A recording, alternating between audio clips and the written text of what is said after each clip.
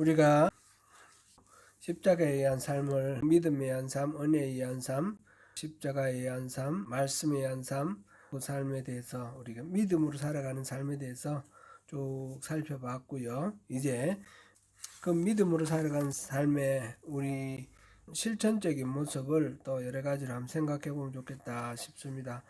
오늘은 훌륭한 격려자 바나바라는 제목으로 우리 서로 연약하고 허물 많은 그런 존재들이지만 함께 위로하고 격려하면서 함께 영적으로 성장해 나가는 그런 믿음의 길벗으로서 서로 위로하고 격려하는 그런 우리 신앙이 되면 좋겠다 하는 마음으로 우리 격려자로서 대표적인 인물 바나바에 대해서 우리 함께 살펴보면 좋겠습니다.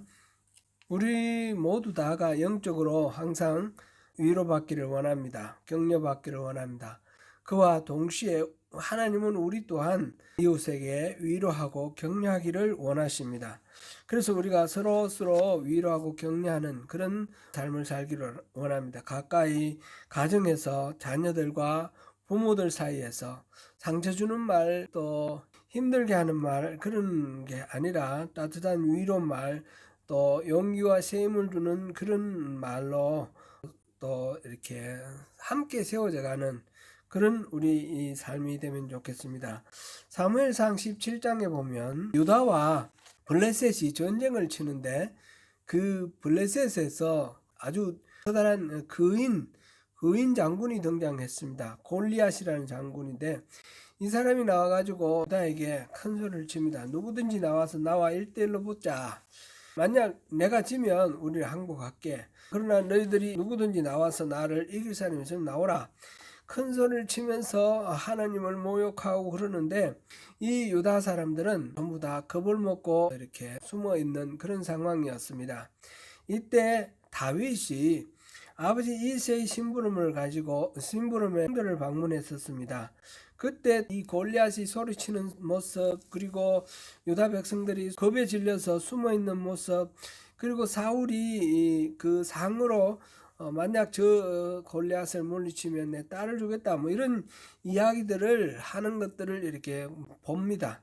그러면서 어떻게 하나님의 백성들이, 하나님 군사들이 이렇게 그 골리앗에게 겁을 집어먹고 이렇게 비굴하겠는가, 그런 생각을 하고 있을 때에 그때 형이 맨 큰 형 맏형 엘리압이 하는 이야기가 28절에 나오는데, 엘리압이 이 다윗을 보고 도시락 갖고 왔으니까 옛날에는 요즘처럼 뭐 군수 뭐 이런 보급 이런 것들이 체계가 되어 있지 않았던 모양이죠. 그래서 아버지가 챙겨준 도시락을 갖고 왔는데 이거 수고했다, 고맙다, 뭐 이렇게 이 얘기해 주는 것이 아니라 형이 동생을 꾸지람을 합니다. 내가 어찌하여 이리로 내려왔느냐? 들에 있는 양들을 누구에게 맡겼느냐? 나는 내 교만과 내 마음의 완악함을 아노니 내가 전쟁을 구경하러 왔느라.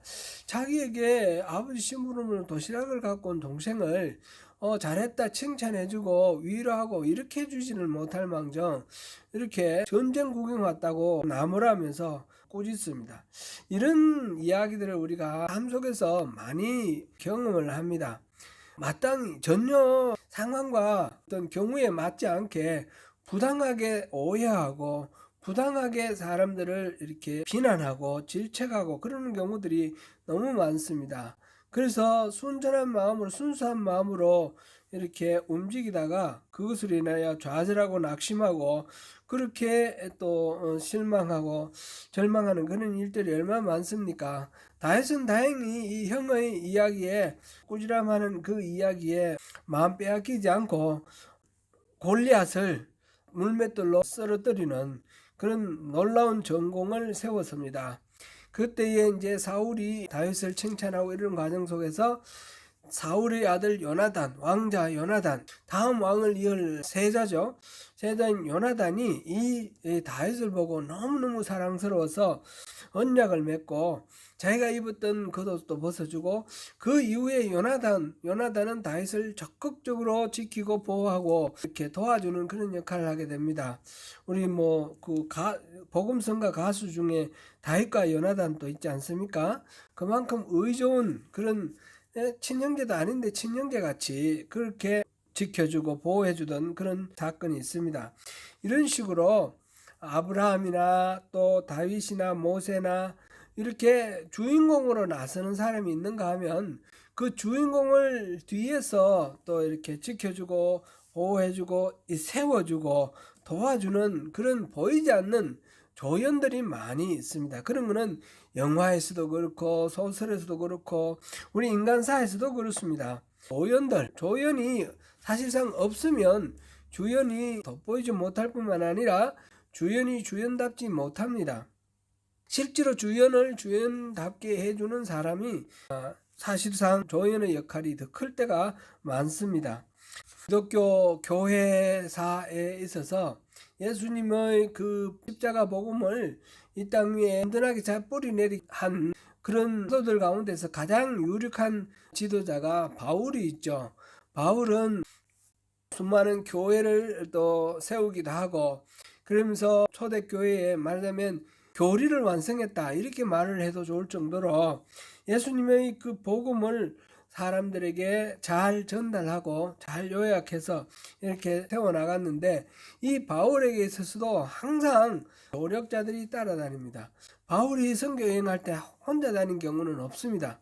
항상 누가를 데리고 다닐 때도 있었고 디모데를 데리고 다닐 때도 있었고 여러 이제 사람들을 데리고 다녔는데 그러한 돕는 사람들로 인해서 사역이 더욱 활발해졌고 또 고린도에서 만났던 브리스길라 아굴라 같은 그런 사역자들은 또 실제로 바울이 없는 사이에 또 아볼로라는 지도자를 세우고 이런 것을 보면서 수많은 어떤 그 공백을 메꾸는 그런 역할들을 많이 했습니다.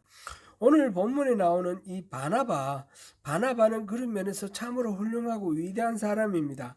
바나바가 있었기에 바울과 같은 위대한 인물이 존재하게 되었다 이렇게 말할 수도 있습니다. 사도행전 4장 36절에 보면 이 바나바에 대해서 소개하는 말이 나오는데 구브로에서 난 레위족인이 있으니 이름은 요셉이라 사도들이 일컬어 바나바라 하니 번역하면 권위자라 했습니다. 이 사람 원래 이름은 요셉이었고 바나바라는 것은 말하자면 별명에 가깝습니다.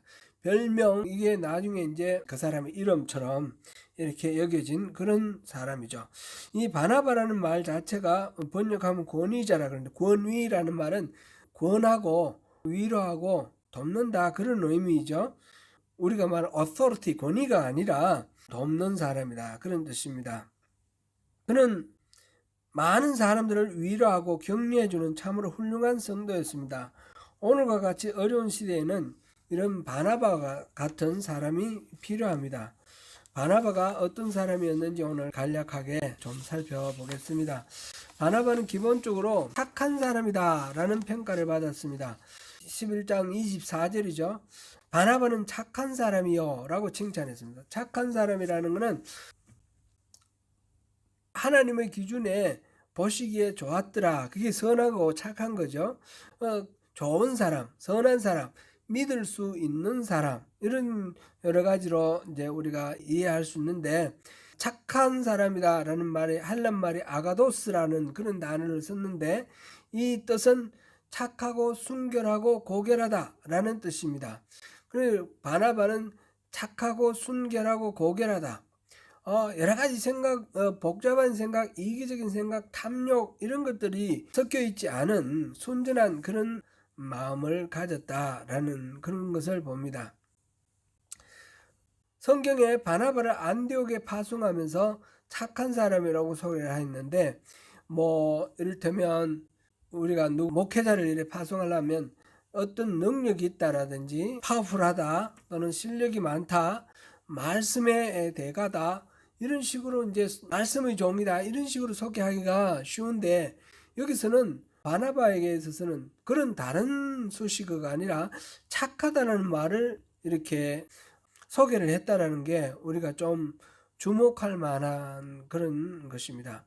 곧 목회자의 덕목 가운데서 가장 기본적인 덕목으로 일을 할 수 있는 능력 이전에 그 사람의 인격에 고매함, 그래서 그 사람 인격에 대한 신뢰, 이것을 먼저 우선적으로 이렇게 꼽고 있다라는 것이요. 이 초대교회에서는 그렇게 목회자에 대해서 기대를 하고 평가를 하고 그랬던 것입니다.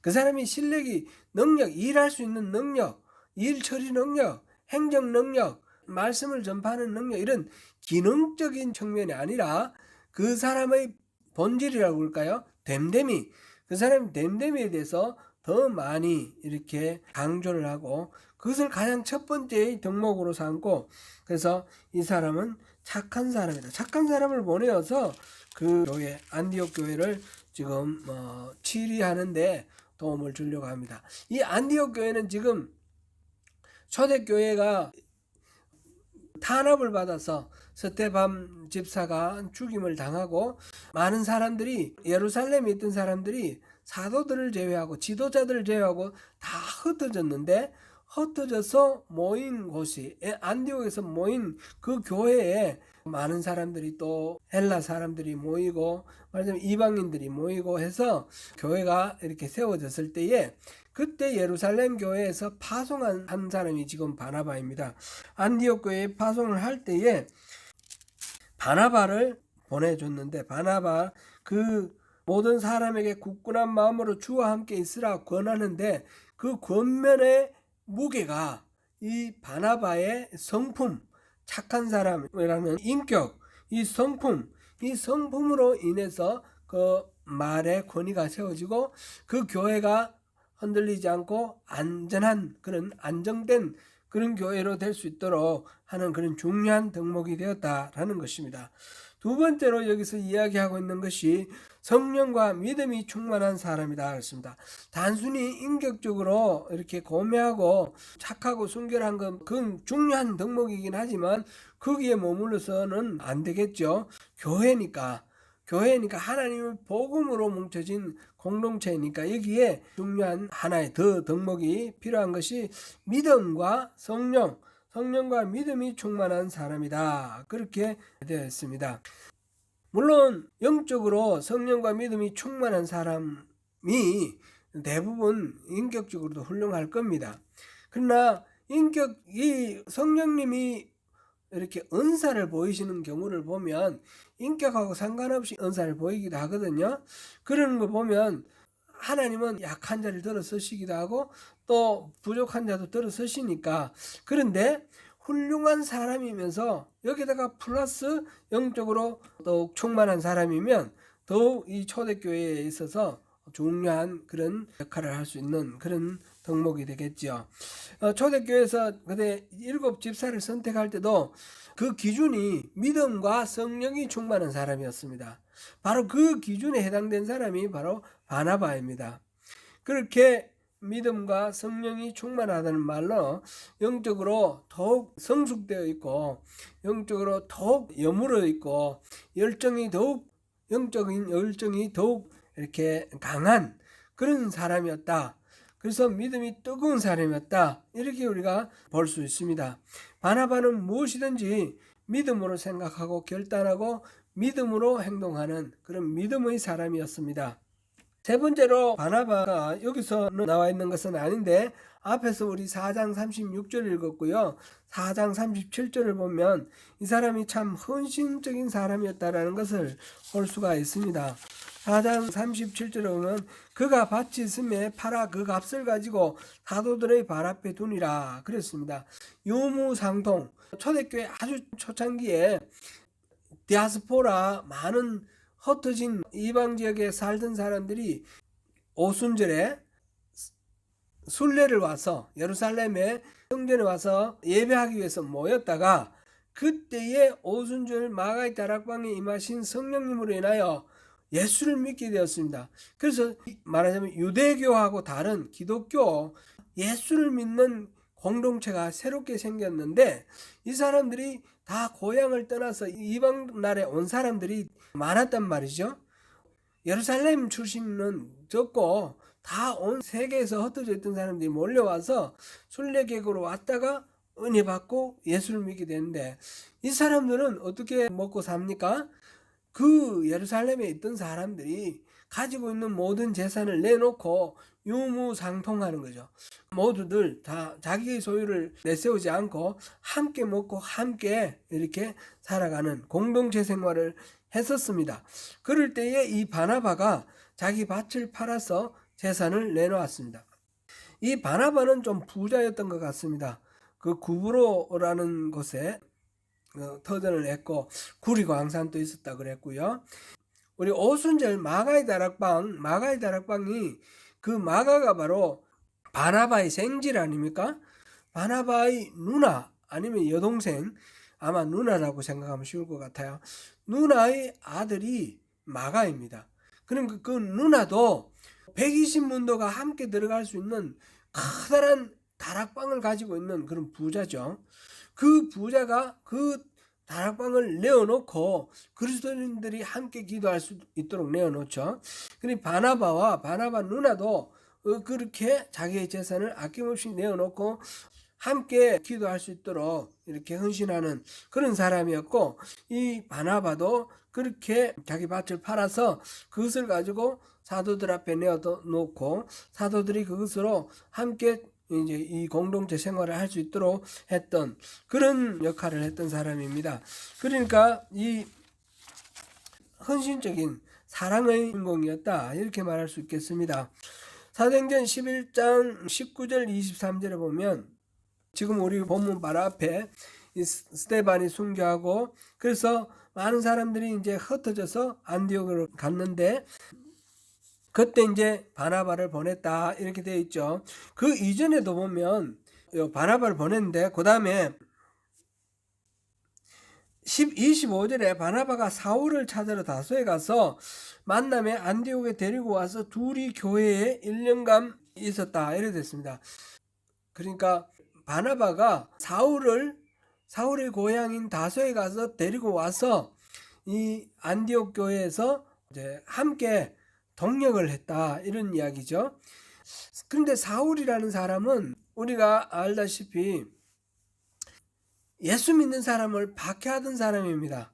예수 믿는 사람을 박해하던 사람이 다메섹 가는 길에 예수 믿는 사람들을 잡기 위해서 다메섹 가는 길에 그 빛으로 임하신 예수님, 부활하신 예수님을 만나서 이 사람이 회심을 하게 되었는데, 그 이전에 사울이 워낙 혹독하게 이 예수 믿는 사람들을 탄압했기 때문에 예수 믿는 사람들은 사울이 회심했다 하는 것을 믿지 못하고 두려워합니다.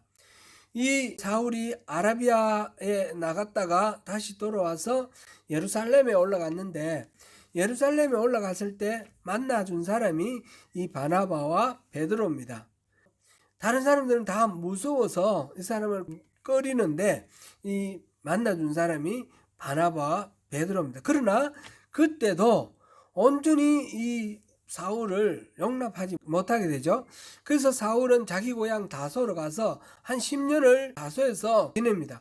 다소에서도 물론 자기는 나름대로 복음을 전했겠지만 특별히 어떤 활동이 기록되어 있는 것은 없습니다. 바나바가 안디옥에 갔을 때에 그때 이 사울을 불러들이는 겁니다. 이거는 어떻게 보면 상당히 위험해 보이는 그런 일이기도 합니다. 다른 사람들은 두려워하고 사울에 대해서 아직까지도 꺼리고 있는 상황인데, 그런데 그러한 사울을 믿어주고 그 사람이 회심한 모든 것들에 대해서 신뢰를 해주고 그가 안디옥에 와서 그동안에 이 13년 동안 복음을 또 연구를 하고 예수님을 만난 이후에 자기가 유대교 가말리알 문에서 배웠던 여러 가지들을 다시 복음의 입장에서 다시 정리를 했겠죠. 그 정리한 내용대로 복음을 가르치고 전할 수 있도록 장을 열어준 거죠. 안디옥에서 그 일을 할 수 있도록 장을 열어준 그런 역할을 했습니다. 그래서 많은 사람들이 복음에 대해서 잘 알게 되는 거죠. 우리가 보면 신약 성경을 읽어보면 사복음서 있고, 사복음서는 예수님의 행적을 쭉 이렇게 해놨고, 근데 사도 바울의 편지가 나오면서 이게 말하자면 체계적으로 정리가 되는 겁니다.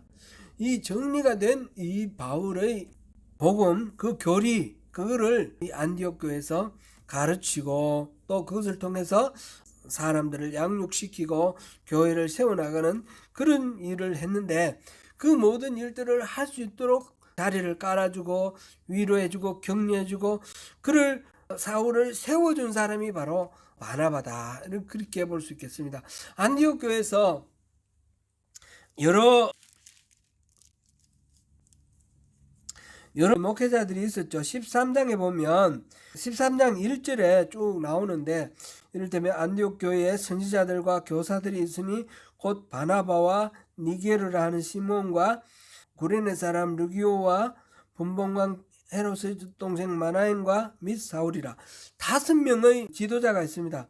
바나바, 시몬, 르기오, 그 다음에 마나엔, 사울, 여기 5명이 있는데, 말하자면 바나바가 담임 목사고, 다른 사람은 뭐 담임 부담이 없지만 제 가장 선임 사역자가 바나바고, 그 다음에 사울은 그 맨 막내 사역자가 되겠죠. 이 막내 사역자를 불러와서, 다수에서 불러와서 그 모든 사역을 할 수 있도록 세워주고 판을 깔아준 사람이 바로 바나바다. 그래서 결국은 사울이 선교여행을 하면서 초대교회 기초를 다지는데, 그 모든 기초를 다지는 것을 판을 깔아준 사람이 바나바다. 이렇게 우리가 확인할 수 있습니다. 바나바는 위로와 격려의 사람입니다. 사도행전 4장 36절 다시 읽어보겠습니다. 구브로에서 난 레위족 사람이 있으니 이름은 요셉이라 사도들이 일컬어 바나바라 하니. 번역하면 위로의 아들이라. 이 바나바는 위로의 아들이라는 별명을 가진 그런 사람이었습니다. 우리말 성경에는 권위자라고 번역을 했는데, 남을 위로하고 격려하는 사람. 권자는 권한다, 권면한다, 이 권자고, 위자는 위로한다, 그런 뜻입니다. 위로와 격려를 하는 사람으로 좋은 자질을 가졌습니다. 그는 그렇게 바나바가 하는 그 역할이 통했던 것은 바나바의 성품이 그런 것을 다른 사람들이 받아들일 만한 그런 성품이었다는 거죠. 착한 사람이다 그랬지 않습니까? 그는 성품이 원만한 사람이었습니다. 사람들에게 존경받고 인정받는 그런 사람이었습니다. 부드럽고 온유하고 조화를 잘 이루는 그런 사람, 남들의 그 상황과 어떤 형편을 잘 배려해 주면서 자기 고집을 세우지 않고 자기 고집대로 밀고 나가는 것이 아니라 인간관계 속에서 항상 상대를 배려하면서 존중해주고 그 상대를 세워주는 그런 방식으로 갔습니다. 그래서 성품이 원만하고 그다음 남을 세워주는 사람이었습니다. 사울이 회심했다는 소식 듣고 그에게 목회를 할 수 있도록 이렇게 길을 열어주면서 사울을 안디옥 교회 리더로 이렇게 세웠습니다. 그리고 성령님께서 이제 두 사람을, 이 바나바와 사울을 따로 분리를 해서 이제 안수하여서 선교사로 파송을 하죠. 파송을 하는 데서도 두 사람이 이렇게 쭉 나가는 데서 바나바가 이렇게 스타일상 보니까 바나바가 자기가 앞장서는 건 항상 아닌 것 같아요. 사울을 계속해서 이렇게 세워주는 그런 사람이었습니다. 그리고 이 바나바는 남을 격려하고 배려하는 사람이었습니다. 사도행전 15장 36절에서 41절에 보면 이 첫 번째 선교 여행을 갔다가 중간에 같이 갔던 마가가 중간에 이렇게 탈락을 했습니다. 그래 2차 선교 여행을 갈 때에 이 마가를 데리고 갈 건가 말 건가를 가지고 심각하게 이 바나바와 사울이 대립을 하게 되죠. 사울이 바울이고요. 바울이 이 바나바와 심각하게 대립을 하게 됩니다. 바나바는 마가가 그 잘못한 거는 맞지만 한 번 더 기회를 주자, 그런 입장이고, 바울은 그런 식으로 정신머리가 온전치 않아 가지고 그 어려움을 겪지 못하고 그냥 중도 타락한 그런 사람을 또 데려가면 이 일에 방해만 된다, 아예 데려가지 않겠다, 그런 거죠. 아마 마가는 부잣집 아들이니까 포시랗게 커서 그런 고생을 처음 해본 것 같아요. 이 선교 여행 갔을 때에 그 외국의 이방 땅에 가서 걷고 많이 걷고 뭐 추운 데서 이렇게 떨고 이런 육체적으로 감당하는 어떤 고통이 마가는 감당하기 어려웠던 것 같습니다. 그래서 마가는 중간에 포기하고 돌아와 버렸는데 이걸 가지고 이제 두 사람이 실갱이를 하다가 결국은 결별을 하게 됩니다. 바나바는 구브로로 가고 사울은 다시 자기 고향 다소를 지나서 첫 번째 전도여행 갔던 이고니온, 루스드라 그 지방 쪽으로 이렇게 올라가는 그런 길로 이렇게 갈라서죠. 바나바는 이 마가를 분명히 실수하고 잘못했던 이 마가를 그냥 버려두지 않고 얘를 다시 일으켜서 이 마가가 제대로 하나님의 사람으로 설 수 있도록 하는 그런 역할을 끝까지 감당해 냅니다. 결과적으로 보면 나중에 바울이 디모데후서 4장 11절에 보면 디모데후서에서 누가도 나에게 데리고 오고 마가도 데리고 오라. 마가를 데리고 오라 그럽니다. 자기에게로. 그러니까 바울이 말년에 이 마가로 인해서 크게 도움을 받고 있고 마가가 변해서 아주 훌륭한 그런 선교사, 조력자가 되었다라는 것을 알 수가 있습니다. 베드로 전서 5장 13절에서는 이 바울이 마가를 부르기를 내 아들 마가 이렇게 부릅니다. 그만큼 마가가 이 바울에게 깊이 신뢰를 받고 또 많은 어떤 도움을 주는 그런 사람으로 변화됐다는 거죠.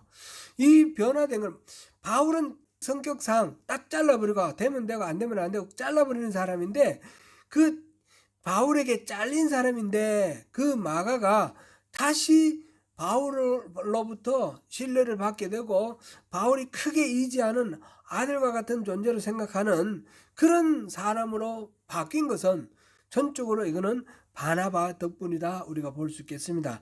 바나바는 자기가 이제 외삼촌이기도 하니까 뭐 이렇게 혈연적으로 가까우니까 더 책임을 가졌을 수도 있겠지만 그것도 있으나 근본적으로 이 바나바는 위로하고 세우고 격려하고 사람을 이렇게 만들어주는 그런 사람이 본성상 그런 역할을 했던 것 같습니다.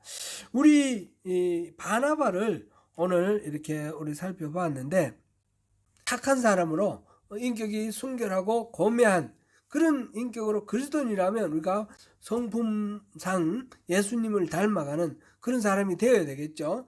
그리고 또 일하는 측면에서 기능적으로도 잘하면 좋겠는데 그런 것보다도 태도상 바나바처럼 다른 사람을 세워주고 또 헌신하면서 자기 이익이나 자기의 만족을 구하기보다 이 교회 공동체를 위해서 또 하나님의 일을 위해서 자기를 희생하고 아낌없이 내어놓는 그런 캐릭터, 그리고 특별히 무엇보다도 위로자, 권위자라는 별명을 가졌듯이 사람들을 배려하고 또 세워주고 위로하고 격려하는 그런 바나바와 같은 이런 성품이 그리스도인으로서 정말 귀중하고 또 소망되는 그런 성품인 것 같습니다. 바나바는 바울처럼 유명해지지는 못했습니다. 그러나 바울을 위대한 지도자가 되도록 배후에서 위로하고 격려하고 도와준 훌륭한 일꾼입니다. 오늘날 우리 시대에 있어서도 교회에서나 가정에서나 그리스도인이라면 자기 자신이 돋보이고 자기 자신이 뭔가 이렇게 영향력을 미치고 하는 그런 쪽에 관심을 갖기보다 다른 사람을 누군가를 배려하고 세우고 일으키고 그래서 결과적으로 교회와 하나님의 나라가 건강하고 아름답게 세워지는 그 일에 임하지 이런 바나바와 같은 사람이 필요하다 이런 생각이 듭니다. 우리 사랑하는 성도 여러분, 우리 모두 이 바나바에 대해서 묵상을 하시면서 우리가 바나바와 같은 그런 누가 바나바였으면 좋겠다가 아니라 내가 바로 바나바가 되어서 내 앞에 보이는 사람들, 어떤 사람들은 능력이 탁월한데 그 탁월한 능력을 빛내지 못하는 사람이 있을 때 빛낼 수 있도록 해주고, 어떤 사람은 뭐 다 능력이 좋은데 성질이 까다로워서 그걸 드러내지 못하면 이 까다로운 성질을 또 어떻게 또 잘 달래고 어루만져서 이걸 잘 발휘할 수 있도록 한다든지, 이 사람들마다 그 장점이 있고 단점이 있지 않습니까? 장점만을 보는 것이 아니라 그 단점까지도 함께 보면서 또 보듬고 나누면서 함께 살아나고 함께 세워지는 그런 공동체를 이루어 갈 수 있으면 좋겠습니다. 바로 그러한 바나바와 같은 그러한 위로자가 우리 모두의 또 중요한 모델이 되는 것 같습니다. 오늘 우리 이 바나바를 묵상하면서 함께 세워나가는 그런 공동체를 이루기를 또 축원합니다. 기도하겠습니다. 은혜로우신 하나님, 오늘 바나바라는 그 인물에 대해서 살펴보았습니다. 다윗의 형들처럼 남이 이렇게 돋보이는 것이 싫고 자기 동생이라도 그것이 싫어서 상처 주고 또는 깎아내리는, 남이 잘 되는 것을 보고 불편해하는 그런 것이 어쩌면 우리 인생의 본성인지도 모르겠습니다. 주님, 그런 것을 우리가 기억하면서 우리가 죄된 본성으로 살아갈 것이 아니라 그리스도의 그 본성으로 우리가 변화되기를 원합니다. 바나바와 같이 서로를 세워주고 남을 위해서 자신을 헌신하는 그런 삶을 통해서 주님의 나라가 세워지고 주님의 공동체가 건강하게 일어나는 그런 일이 일어날 수 있도록 주님, 우리 자신을 드리고 우리 자신 헌신하는 가운데 주님의 영광을 함께 맛보는 그런 우리 공동체가 되기를 원합니다. 주님 도와주시고 우리 마음을 다스려 주십시오. 예수님 이름으로 기도드립니다. 아멘.